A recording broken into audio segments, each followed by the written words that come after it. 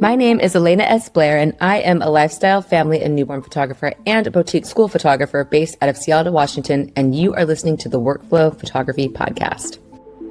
John, so great to see you again and to talk with you again. I'm really looking forward to this conversation. So welcome to the show. Thanks for having me. Yeah. So it's been a while since we've seen each other. Has it been a full year at this point? It's been a while. Well, no, I guess not, because the last time I saw you was WPPI. So yeah, we're getting there. We're getting there, but yeah, but still, it's all good. It's all good. Always happy to see your smiling face. So let's dive right into this. The first question I asked every guest is, what is one thing you do for the photographic process behind the camera that saves you time? Oh my goodness. I think something I've gotten into recently is really visualizing what specific photos I want to get throughout a wedding day specifically. And this is part of my whole mentality of having a very set way that I approach my weddings. And this way I don't become stressed because I have like this foundation of like, I know I'm always going to do this. And then if things change, a day's late, or the things that will typically happen on a wedding day, if that happens, I'm not as stressed because I already alleviated the majority of the stress because I have such a set like approach. And this is one thing, and I feel like a lot of photographers deal with it. I personally still deal with it myself, is when you get done with the wedding day and you feel like you didn't take enough photos, even though we all know we just took like 3,000 photos. But for whatever reason, you come home and you're like, did I do this? Did I get enough? But per your question, having these set, like, if I don't get, solos of the couple, if I don't get clearly like the first clip, there's certain shots that if I have all of those, I feel like I've gotten enough. So even if I might feel like I didn't get enough, I can like tell myself like, okay, you're good. You got this, that, and the other, and it's okay. So that's one of the main things I kind of do. I often define when somebody says to me, what's the difference between a novice and a professional photographer? My go-to answer, which I felt this way for years, is, and this is probably I started thinking this way when it clicked for me personally. To me, what defines a professional photographer of any genre of photography is that when a stressor occurs, whatever it might be, nobody knows but you. When you can just keep going and not make it known that, oh shoot, my camera is completely dead and now I need to, nobody knows. And I think that goes back to what you just said, where, you've got it so ingrained of how the wedding day goes from your side of things, that if something comes up that the parents want something, or oh no, the cake is ruined, whatever it might be, that your personal stresses are gone, so you could help deal with whatever is going on. Or if it's something on your own side where there's a failure, like, oh no, I forgot to charge this one battery and that was my last battery, whatever it might be, you're good to go, right? I always love the like photographer keywords or something like that, where you're like, oh yeah, let me just take one of those again, just in case, or really like your camera's stalled and you're like, oh god, I'm just gonna take one more, just 1 second. So I do a lot of proposal photos, and the buffer filling up is the oh my god, that is the most stressful. But that's why it's like you got to have two bodies on you for proposals. Anything that you can't replicate naturally again, you got to have that second body, or you got to have the higher end, bigger camera, unfortunately, that has the much twice as large buffer, which I don't want to have to carry. So my worst story for a proposal, just to rant for a bit, is it was early on in my career, and my camera wasn't really good with low light focusing. And the couple wanted to do the proposal at like 8 at night. So it was like the very edge of darkness. Yeah. And, groom gets down on his knee and the camera is just like, and I'm like, no. I missed the whole actual proposal. Luckily, the couple was okay with it, but yeah. So my current go-to for my camera bodies for proposals now, and I get a lot that are like sunset, right? Yeah. And my go-to now is the main body is the Z7 II, just because I want that higher resolution. Yeah. And then the second body I have is the Nikon ZF. But when the sun goes down, the ZF is the rock star. It can handle that so much better than the Z7 II. Not only focus, but just low light in general. So I totally feel your pain, even modern day. it's a struggle. So when people think, oh, it's just a proposal, no, it's stressful. It's stressful. yeah. So, all right, let's talk business for a bit. You've got your hand in multiple businesses, and of course, one of them being your wedding photography, one of them being speaking and educating, one of them being your YouTube channel. I mean, you're doing a lot, and it's fantastic. I love watching everything you got going on. What is one thing you do in your business that saves you time or money? My goodness. Right now, the biggest focus for me is automations overall, which both saves time and money. And that's in actually every place. And funny enough, I'm actually not the best in the world. I'm not a very good at systems guy, which is why automations help me so much more. Yeah. Because I'm just the worst. Like, I forget things take too long. But if I have automated systems in the background, at least that's like keeping it moving for me. Yeah. Automation's everywhere. So what is one thing like on the business side that's automated? Is it like CRM stuff, or is it nurturing stuff after the fact, after a wedding, or anything? Like what is one thing that you've got in place in those automations? Oh my goodness. One thing, there's too many to name. I think nurturing in itself is kind of one of the biggest parts. Like, so I use Honeybook for my CRM, and my email automations help me a lot, not only for my couples, but for myself, because there'll be certain times so certain emails will go out that remind me of a thing that I need to go ahead and do. So if it's like an email that goes out that's like, hey, let's start planning your engagement session, then I'm like, okay, great. I know I need to go ahead and plan the engagement session with this couple, versus booking the couple and then like forgetting about it or something. Right. So that's big for me. And that goes all the way up until the wedding and after the wedding as well. And that's kind of like the first part. I'm just gonna that's like the first part. The second big automations for me is the editing side of stuff. So using something like Imagen. We'll get to that. And then after that is something like Pick Time and how they have their marketing automations. Yeah. Because I'm really bad at sending out marketing type stuff as well. Yeah. They're by the way, just because you brought up Pick Time, their new AI features for like the wedding guests to find their photos or the vendor stuff. That is just brilliant. I love that. I love it. Now you brought up editing. Okay. We're going to get to Imagen down the road, but I'm curious. Even if it's now, but without Imagen or pre-Imagen, what is one thing you do for editing that saves you time?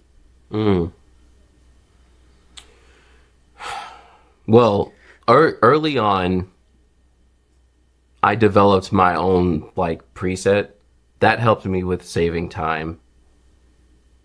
And another thing I do, it saves time, but on the same end, it kind of doesn't, because it takes a little bit to set up. I talk about this all the time. I like to break my wedding day down into like sections of the day. So, like getting ready and ceremony and so on and so forth. And I put those in like smart folders in Lightroom, and I edit from those folders. And the reason I do that is more so for my own mental health, is like if I sit down for 2 hours and say I get done with 2 or 3 sections, it becomes like a small win for me, rather than feeling like I have, 1,500 photos to edit and being like, oh, so many photos. Like I can sit down and go, I finished 3 sections today. Great job. And then go on with the rest of my life and then come back and finish more. So it takes a little extra time to set up, but it saves me overall time, I feel like. Because it makes me more motivated, not looking at a whole bunch of photos. You ever wish that there was even more granular control in smart collections in Lightroom? Like you could get pretty fine tuned with like your ands and ors for smart collections, but I feel at times there could be it's kind of even lacking. more granular, right? It's very like straightforward. Yeah. So like for example, let's say you're editing with Imagen, right? And you don't have Imagen's crop turned on, but you have Imagen doing everything else for you.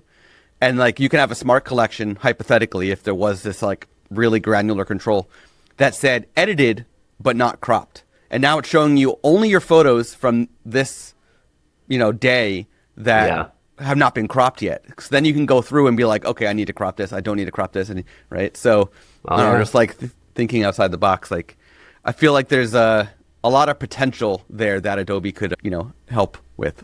Yeah, no, I agree. Because it's very straight. It's just kind of like, is it this? Is it that? Is it this? Is it that? Great. Yeah. Smart. Yeah. It's not that smart.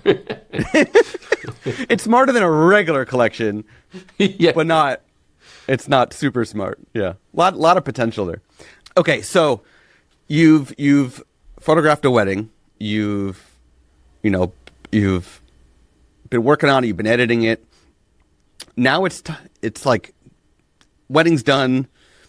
You're going through the photos. What is one thing you do after a session, after a wedding, now that increases business?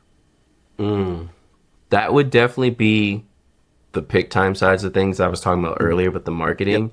One thing I also got to get better at, so it's like 3 stages. So I usually blog the wedding.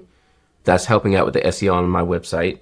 So I'm usually titling the blog with like, the name of the venue and stuff like that. Sending photos out to the vendors is one thing I always try to do. It's much nicer when you get those planners who like will make you a list of like, here's all the vendors. So then I can just quickly, because when I don't get that, it's the worst. Because you're like, who was I even working with? And you got to go find them. So sending stuff to the vendors. And then something I need to get better at is trying to make video content or like reels. What I need to start doing more of is getting my second photographer or someone to just take some short clips of me at the wedding that I could then repurpose with a reel. And you're talking those simple reels where it's like showing me in a video, maybe 2 video clips and then photos. And that's it. Like, that's one thing I want to start doing more of. Like if I'm in a perfect world, those are the 3 things I would be doing. Blog posting, sending to vendors, making a couple of reels. There's a couple Instagram posts. Yeah. In a previous episode, we had Angela Shea on from Social Templates Co. talking about this exact thing. And really all it really does is come down to having your second shooter or an assistant use their phone and just, it doesn't have to be super high quality from a mirrorless. It can literally just be, the good camera on your phone that they get this BTS content of you that you can then use Social Templates Co. to just quickly knock out a reel with minimal effort, right? Yeah, it's definitely a good area to work on for sure. When going back to the pick time thing and sharing the gallery with your clients, with the vendors, are you, for the client side, are you doing a gallery reveal session, like a Zoom call or a Google Meet call or something like that, or are you just sending off the gallery? I usually just send it, but I would like to do something a little bit more fun, because a reveal would be awesome. Because usually I do, like my preview beforehand, just like 10 to 20-ish photos, and then I'm normally just emailing them. I'm like, here's your thing. A Zoom call would be awesome though. That's actually a great idea. And are you using PickTime's built-in features where it's like, your gallery is about to expire, here's an extra discount before the gallery expires? Nice. And how does that work out? I turn all that stuff on. That stuff, that's again, those are things that I would probably never do on my own. Right. If I didn't have the automation, I just wouldn't. And I can remember when I first started using PickTime, I was like, this is so awesome. And I turn on like the early bird, which is like, you'll get a discount up front if you go ahead and buy something. And then I turn on your gallery's expiring, and I turn on the anniversary gift card and stuff like that. Yeah. And it's always great because it just goes out, and it'll go out to everyone in it too. So the thing to do is to get your couples to invite more people to the gallery. What actually what I'm thinking about trying to do now more often. So HoneyBook and PicTime partnered up, and they have an integration now. And so when you get your new HoneyBook workspace, it automatically makes the PicTime gallery, which means that gallery already has a link. What I should start doing is making like a QR code or something that I can like share around at the wedding. Be like, oh, do you want your reception photos? Yeah. And they can just sign up in there, leave their email. Because then now... Yeah, just make a beautiful sign that you just put on a table at every wedding that they can say, to find yourself from this wedding, here's the QR code. Exactly. These are all... See, this is a... Let's help John on his workflow session. That's exactly because he knows what to do. He just doesn't do it. So we're about to lighten up with my favorite part of the episode, but then once we're done with this, what next part? My next question is probably gonna be an eye opener for you. It typically is when people start really thinking about the question. But let's go to the light one. This is my favorite part because I'm about to ask you a question that I have no idea what it's going to be because you're picking the question. So pick a color, any color. Orange. All is right. that orange? Yeah. Yellow? Yeah, it is. Yeah, it is. So here's a funny thing. In the past few episodes, I feel like I picked the same question multiple times. I am horrible at shuffling decks. So I actually bought an automatic card shuffler, and I've been using it. So these are shuffled legit by machine. Okay, I'm going to thumb through this. You tell me when to stop. Stop. Okay. My next question to you, which you just picked, by the way, is... Oh, man, this is totally on topic. That's so funny. Name something on your to-do list that never gets done. Oh, my God. That's totally on topic. That's so funny. Everything? I know. I don't... What most of my worst to-dos, it's like I call them the lower hanging fruit type of things where like you could go ahead and just do it. Right. But you have other things that are more important. It's like small stuff like cleaning up my desk and stuff. Like right now, it looks nice and clean, but there's like a corner in front of me where I just pushed everything out of the, like, I just pushed everything over here. You and I are so similar in so many ways. I think I've said this in the past whenever we're together, but I've got the same corner. Like, oh, time to film. Yeah. There. Yeah. Looks good. Hey, hello. Yeah. It's so funny. It's so funny. That's usually, and what's funny is that like, it's also too, it's not super messy. So like my room is clean. I just need to pick up the stuff. So when I finally do it, you're like, wow. And that lasts for half a day and it's back to where it is again. So Yep. Oh, yeah.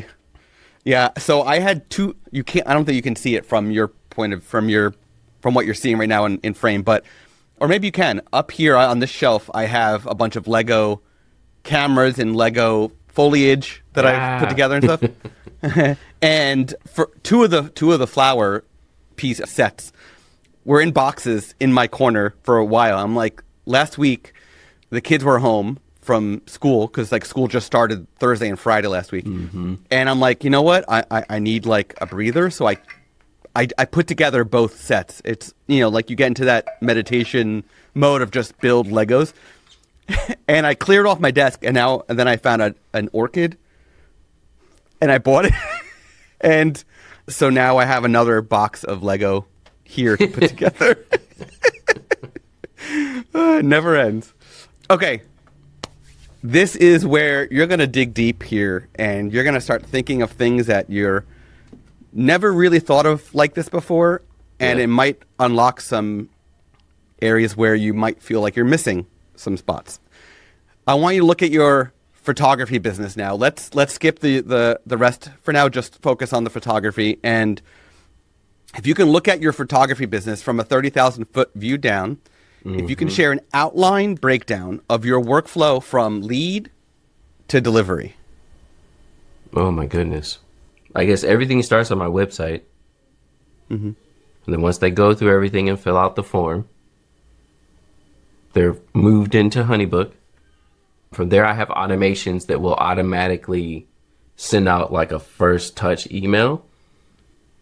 It's kind of like, hey, this is what's happening next. Schedule a meeting with me. They schedule a meeting. Then we meet on Zoom. We usually chat about everything. And then at that point, I send over like the full proposal. They like the proposal. They sign it. And then an automatic email goes out after signing that's like, yay, we're working together. Here's what the next steps look like. Boom, boom, boom, boom. Great. If they have an engagement session, like a week or so later, that email comes out. Yay, time to plan your engagement. And again, that lets me know, great, let me plan the engagement with them. That also sends out a link to my website that's like engagement tips. And that page has like pictures of like, you can dress like this and don't do this and so on and so forth. Do that. Engagement session. Honeybook Pick Time makes that you have your engagement session there. And then do that. Edit those photos. That's Imagen real quick. Boom, boom, boom. Engagement session. Great.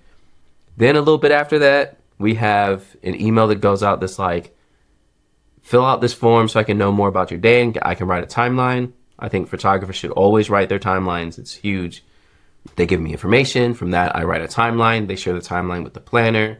If there's any like huge differences, we like fix those up and everything. Another email goes out that's like, hey, I need a shot list. Shot list is less of tell me exactly what photos you want and more of like, tell me what's most important and things that I won't know. Like, we're changing our shoes later in the day, or my grandmother signed this very special part of my dress. Like, I wouldn't know that. So that's what I want on the shot list. And also the family list, very, very detailed, like every person together for that. They give me that. Great. We meet one more time for the wedding day, previews, editing. I still cull by hand, so I cull everything real quick, run it through Imagen, edit it, delivered, and then another email goes out. They're like, yay. At that point, I start building the album. So I'm like, hey, pick 35 of your favorite photos, put them in the album, take that into Smart Albums. Here goes more automation because Smart Albums has like an auto build. So I just take the photos they chose and go boop, and the whole thing is done. Yeah. Send it to them. How's it look? Yeah, we like it. Great. Print it out with Red Tree Albums. Get it shipped off. I ship directly to my couples. I don't have to get it first because Red Tree Albums is awesome. And at that point, we're at the end. There's like a last, like, great, we did everything email. And then there's also like a happy anniversary email that's part of the automation.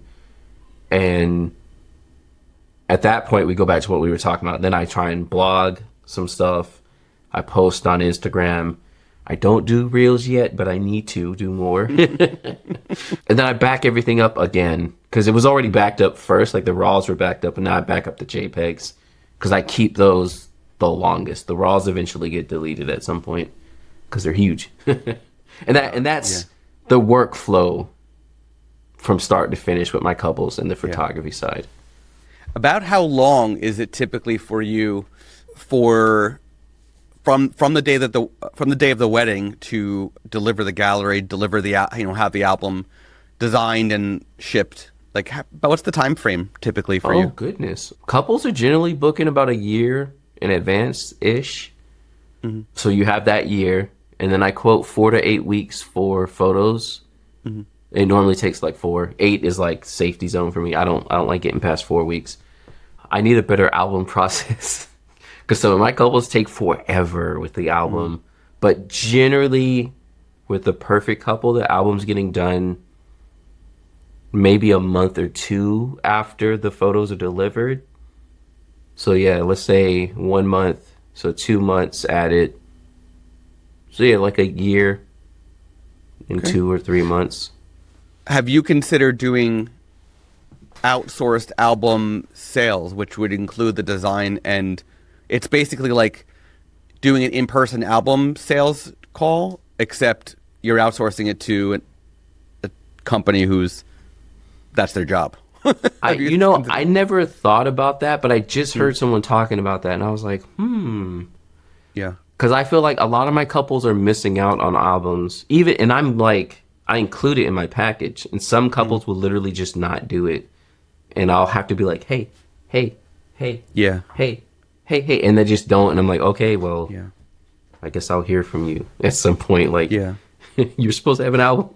Right. So doing proposals, I don't need to sell albums, but if I was doing weddings to the point where I needed to sell albums, I'm not a sales person, right? So I don't feel comfortable even doing an IPS meeting specifically for album design and stuff. But a company like that would actually do the sales and potentially get, increase your profits, your revenue for the job too. So yeah, there's a handful of them. There's probably a ton, but there's a handful that I know work within the U.S. So it might be something to to consider, which again would like get hands off on it in a way. Yeah. But from what I've heard, they work so well within your brand that it's like having them as an employee without having them as an employee. Nice. So let's talk AI for a minute now. Mm-hmm. You're using AI for sure in your editing. Yeah. Are you using like Photoshop to do some AI removals and things like that at this point? Not Photoshop, but I've been using ePhoto recently. Okay. For some removal type stuff. And I mean, Okay. Lightroom also has the AI removal, and it's like 70% as good as Photoshop. So like Photoshop removal is just if it's like drastic. So I do use it. It's just like minimal. Minimal. So what does the future of AI in photography look like to you? Hopefully, it's mainly assistance, because I've recently played around with things like Midjourney and whatever other ones that generate stuff. Yeah. And it's kind of ridiculous how good it looks. Mm-hmm. But I would hope, especially for weddings, that it never gets to a point where consumers are like, oh, well, we can just take a couple of photos on our phone and then we'll run some other through AI and we can get those like shots that you would want to put on the wall. But it's like, but then it's not even real, Right. So mainly assistant type AI. And that's even what you're seeing with my whole workflow is like, Imagen's doing all the editing for me, and then I go back and retouch if needed in Lightroom or Photoshop if I need to remove anything from the background. And then what I actually do, so I don't sharpen or add grain to my photos in Lightroom. So when I export, I bring them into Evoto, and Evoto's adding sharpening and grain on the JPEG stage, which for some reason I feel like looks better than doing it inside of Lightroom. And it also is doing like retouching stuff. And so I'll let it do that. And that's kind of my process. It's pretty much heavy AI at this point. Yeah. Yeah. Plus there's AI, throughout the non-editing side, you've got AI in there between PicTime. HoneyBook even has some AI, et cetera, et cetera. So yeah, I hope that AI as an assistant continues to grow and not so much the replacement and the generative end, right? So I agree. You are still selling your Lightroom presets, or are those discontinued, or I am. The ones that you created? You still sell them? Still selling them. They're out there. People find them sometimes. So John has for everybody listening, John has his Lightroom presets. They are available for sale. He will get me the link so I can make sure that I include that in the show notes. But if you don't know, listeners, John's editing style is also within the Imagen app as a talent AI profile. Anybody can use Imagen to edit their photos and have the photos edited like John. And it really is amazing to see, all the Imaginers in the Imagen community sharing photos, all the time. And when they share one that's with John's profile, it's very obvious when it's John's profile because it's a very unique style, right? So my question to you, John, is how did Imagen impact your life? Oh my goodness. I mean, the amount of time it saves is kind of ridiculous. Again, for all the listeners, if you all don't know, I have 5 kids and we homeschool. So home life is busy, and whatever time I can save myself to just go hang out with them is like super helpful, especially being self-employed, because The hard thing you learn when you go self-employed, you think, I'm gonna quit my 9 to 5 so I could set my own hours. It's like, well, you could set your own hours for 24 hours because there's no paid time off. Like you go on vacation, you still have to work or it doesn't get done. So being able to, and I don't mind that part. I kind of like it of being self-employed, but being able to go, oh, cool, let me go have breakfast with everyone and make myself a matcha. I stopped drinking coffee. Make myself a matcha and hang out in the morning and just, the day after the wedding and just go, here, Imagine, do the thing. And even though it finishes in like 5 minutes, which is always so impressive, I can just go take an hour or something and come back and be like, great, here it is halfway done for me already. Yeah. I mean, more than half, more like 90%. And just recheck it and export, boom, good to go. Yeah. And we mentioned, beginning this conversation, like you've got multiple parts of your business. So you're not only are you getting more time back with the family, but it's potentially giving you more time on those other aspects. You can make another YouTube video because you're not focused on, slaying away at the computer editing this. Now you get to slay away at YouTube videos. Yeah. You know what's cool though? Talking about AI. So I found a tool called Culling that basically is like the Imagen of video editing. Yeah. So I can take my talking head video like this and it'll just go through and boom, boom, boom, boom, boom, boom, boom, boom, there. Mistakes gone, everything, and it's already the jump cuts I would normally do. And it's just, it's so cool. Assistive AI is like so awesome. Yeah. So speaking of that, I was going to throw in one more question. I'm going to do it now. You did just answer this, and I'm wondering if there's additional. So I use Descript to edit this podcast, which is also an AI tool, and also has that same feature where it can do auto edits with multiple, multi-cam edits, basically. So beyond Culling, I think was the name of it, right? Beyond that, are you using any other AI tools for your video work for your YouTube channel? Sometimes I use Opus Clip, but I have feelings about it. It doesn't totally, I don't know if I'm doing it wrong. So basically it can take your longer form videos and then try to create shorts from it. And it'll automatically just like recrop it and find sections that it thinks is good and be like, here's a short for you that you can put on YouTube or as a reel or something. That's because, and it'll do all the text and stuff and it'll add emojis and things. That's pretty much it so far. Okay, cool. And what's your main editing app of choice for your video work? It's mainly Final Cut because I was an Apple employee, so I had it for free. But I keep eyeing DaVinci. Everyone keeps talking about DaVinci, and I always see it come up, and I'm always like, But I've just had Final Cut for so long at this point. It's just, it works. I can use it. It's fine. Yeah. I have Descript that I use pretty much daily for personally and for Imagen. I bought Final Cut many years ago, so I'm right there with you. Before Descript, I was 100% Final Cut. Yeah. And DaVinci is nice. I do like the fact that if I wanted to get the AI tools in DaVinci, I could just pay for it once and it's done. But yeah, it is a very fast video editor. I personally didn't find it faster than Final Cut, but I'm also not a heavy video editor. Yeah. So maybe when you get like, gigs and gigs of video footage to throw in, maybe there's a difference between, but yeah. And it's very different, right? I mean, Premiere is its own beast, right? Oh my goodness. Final Cut is sort of simpler, in my opinion, than Premiere. I think DaVinci is somewhere in between the two as far as complexity. Yeah, I think so. Premiere always felt like Photoshop video editing. It was just like too much. Photoshop has a lot going on too.